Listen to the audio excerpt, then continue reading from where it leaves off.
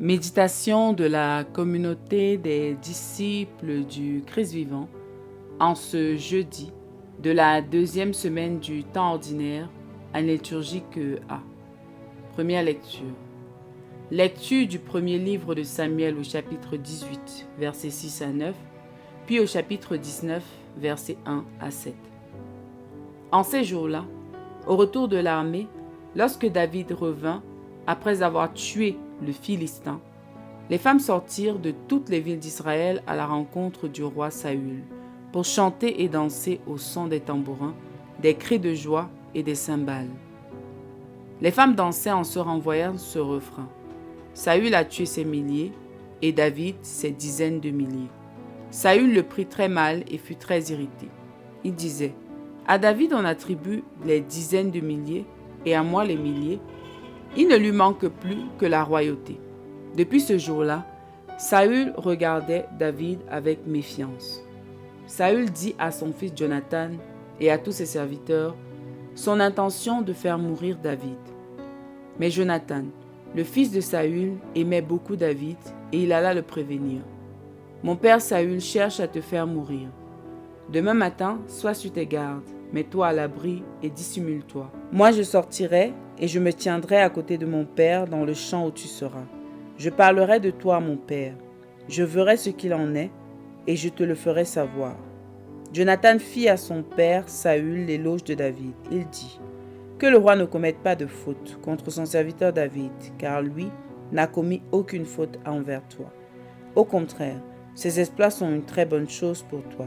Il a risqué sa vie, il a frappé à mort Goliath le Philistin. Et le Seigneur a donné une grande victoire à tout Israël. Tu l'as vu, et tu en as été heureux. Pourquoi donc commettre une faute contre la vie d'un innocent, en faisant mourir David sans motif? » Saül écouta Jonathan et fit ce serment. « Par le Seigneur vivant, il ne sera pas mis à mort. » Alors Jonathan appela David et lui répéta tout ce que le roi avait dit. Puis il le conduisit à Saül, et David reprit sa place comme avant. Parole du Seigneur. Méditation. Le Christ nous sauve de nos misères et fait de nous des personnes renouvelées. Il rejoint chacun de nous dans sa situation concrète pour le relever. Le Seigneur est tendresse et pitié. Il ne saurait être indifférent face à nos souffrances. À tous ceux qui crient vers lui, le Seigneur répond sans attendre. C'est bien ce qu'a fait la foule des personnes en détresse dans l'Évangile qui cherchaient seulement à le toucher pour obtenir leur solution. Le Seigneur se laisse approcher, il se laisse toucher, il se donne à nous, quelle que soit la gravité de notre situation, les maladies et les incompréhensions de la vie. Le Seigneur est là pour nous relever. Frères et sœurs bien-aimés, la grâce de Dieu nous est favorable. Le Seigneur attend que nous mettions toute notre confiance dans son saint nom. En plus de reconnaître que Jésus peut nous donner tout, nous devons nous abandonner à lui dans une totale confiance, car il prend soin de nous. En effet, savoir que Jésus est fils de Dieu ne suffit pas, car même les démons peuvent avoir aussi cette connaissance au point de le proclamer.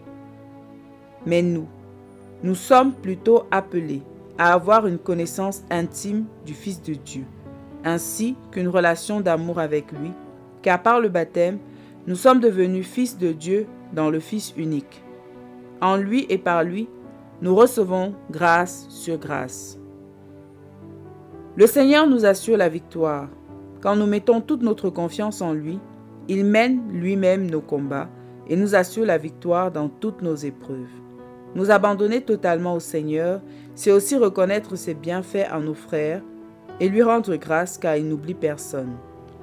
Nous devons éviter d'entretenir de la jalousie face à la bénédiction de Dieu dans la vie de nos frères, mais lui rendre grâce et attendre de lui notre relèvement. La jalousie nous aveugle et nous rend incapables de prononcer le nom de Dieu en vérité. Elle nous pousse à haïr nos frères. Pourtant, nous devons les aimer et nous réjouir avec eux. De tout cœur, prenons appui sur le Seigneur dans la vérité et dans l'amour. Prions. Dieu notre Père, nous venons à toi avec toutes nos infirmités, nos blessures et nos péchés. Répands sur nous ta miséricorde et donne-nous de reconnaître ta présence et de nous abandonner à toi. Inspire-nous de toujours te chercher en toutes choses et de marcher joyeux à ta suite avec tous nos frères et sœurs. Par Jésus le Christ notre Seigneur. Intercession. Seigneur, nous te prions pour nos frères et sœurs qui ploient sous diverses formes de misère et recherchent vainement la solution dans les promesses du monde. Délivre-les de l'esprit de concurrence et donne-leur de comprendre que toi seul peux leur offrir sans condition ce dont ils ont réellement besoin. Pour tous ceux qui se déclarent chrétiens et qui en toi se confient, multiplie tes gestes de bonté et de miséricorde. Affermis leur confiance en toi afin qu'ils sachent s'abandonner à toi dans toutes les circonstances et ne compter que sur toi comme ton serviteur David. Exercice spirituel. Arrêtons-nous un instant pour méditer sur notre attitude au quotidien. Quel est notre réflexe en temps d'épreuve? Nous tourner vers le Seigneur ou vers les promesses du monde et des puissants? Quelle est notre attitude face à la souffrance de notre prochain?